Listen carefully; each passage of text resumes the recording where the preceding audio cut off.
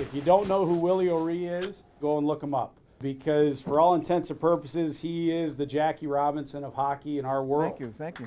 Hey, back then, none of the players wore any helmets, no face shields, no cages, no protection on your face. Goalies didn't wear any masks. And one of my defensemen blasted the puck, and it ricocheted off a stick and comes up and strikes me in the right eye. Hits me flat and breaks my cheek and breaks my nose. And Dr. Henderson was the surgeon, and he come in and said, Willie, he says, I'm sorry to inform you. He says, the impact of the puck completely shattered the retina in your right eye, and he says, you're going to be blind, and he says, you'll never play hockey again. And within the next 2 weeks, I'm back on the ice skating.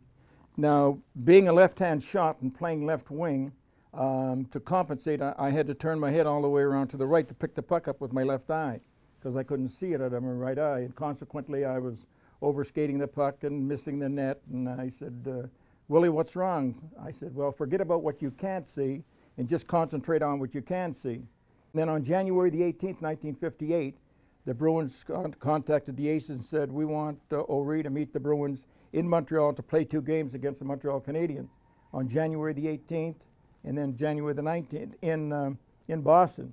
So when I stepped on the ice on January the 18th, 1958, I became the first black player to play in the NHL.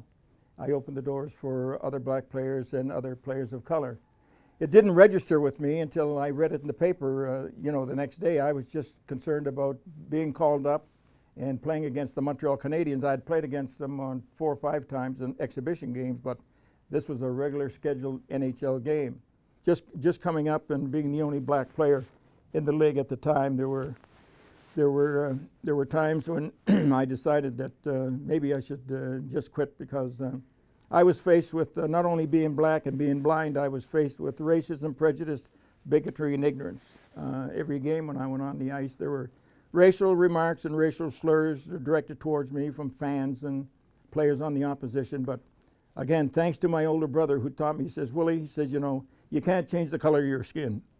He said, and you wouldn't want to. He says, if people can't accept you for the individual that you are, then forget it. Just go out and work hard, stay focused on what you want to do, and everything else will go by the wayside. You gentlemen can do anything you set your mind to do. If you feel strongly within your heart, you can make a difference. And again, you can do anything you set your mind to do. If you think you can, you can. If you think you can't, you're right. And there's a lot of truth to that.